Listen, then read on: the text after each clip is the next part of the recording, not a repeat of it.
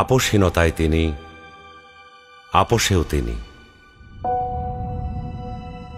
বাংলাদেশের রাজনীতিতে তিনি এক নিঃসঙ্গ শেরপা। এরশাদের স্বৈরশাসনের বিরুদ্ধে সদ্য রাজনীতিতে এসে তিনি গণতন্ত্রের প্রশ্নে অবিস্মরণীয় ভূমিকা রেখে ভূষিত হলেন আপোষহীন নেতৃত্বে। 2007-এর 1/11-এর দুঃশাসনের কালেও আপোষহীন রইলেন। নিজের এবং সন্তানদের নিরাপদ জীবনের প্রতিশ্রুতির বিনিময়ে গণতন্ত্রহীনতাকে মেনে নিলেন না। ফ্যাসিস্ট হাসিনার আমলে বিদেশ থেকে ফিরে এসে মিথ্যা মামলা মোকাবেলা করে জেলে চলে গেলেন। তবুও আধিপত্যবাদী রাজনীতির সাথে আপোষ করলেন না, হয়ে উঠলেন ফ্যাসিস্ট শাসন বিরোধী লড়াইয়ের অনন্ত প্রেরণা। তবে কি তিনি কখনোই আপোষ করেননি? অবশ্যই করেছেন।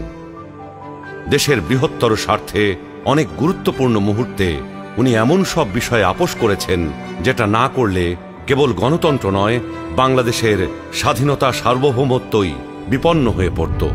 91 সালে তার পছন্দের প্রেসিডেন্সিয়াল পদ্ধতি ছেড়ে সংসদীয় পদ্ধতিতে চলে গেলেন বৃহত্তর রাজনৈতিক সমঝোতার স্বার্থে। বিরোধী দলের দাবির প্রতি শ্রদ্ধা জানাতে 96 সালে নির্বাচন করে অল্প কয়েকদিনের জন্য সংসদ অধিবেশনে বসেন। বসে তত্ত্বাবধায়ক সরকার সংবিধানে যুক্ত করে ক্ষমতা ছেড়ে নির্বাচন দিয়ে বিরোধী দলে গিয়ে বসেন।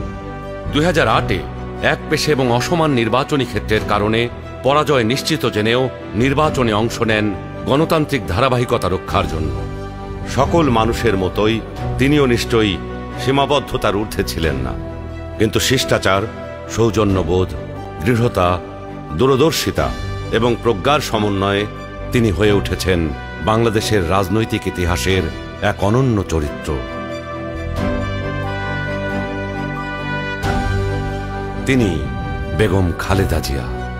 আমরা সকলকে বন্ধু হিসাবে দেখতে চাই, কিন্তু কেউ যদি আমাদের বন্ধুর বেশে প্রভু হতে চায়, সেটা আমরা কখনো মেনে নেব না, মানতে দিব না।